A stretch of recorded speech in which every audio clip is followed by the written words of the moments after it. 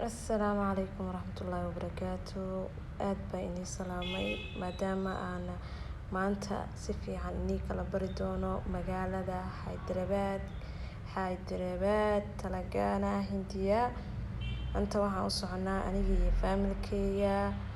magaalada Awdka saan u soo wada casheeno waqti u soo wada qaadano maadaama ay tahay maanta 2 bishii October maalintii Gandhi Hindida maanta fasax ay tahay meel walba oo suuqa ana waa fasax weeyaan marka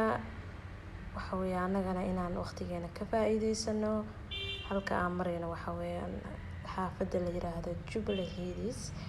waxay ka mid tahay magaalada Hyderabad saay tahay waxaan rabnaa inaan maqaaxi ku taalo meesha inaan aadno maanta waxaa ka jira offer waa sanad guuradoodii marka waxaan galaynaa meesha gudaha ah iridkii ayaan joognaa magaceeda waxaa la dhahaa Seven Sister waa 7 magaalo oo isku tagay maadaama ay maanta ay tahay 30%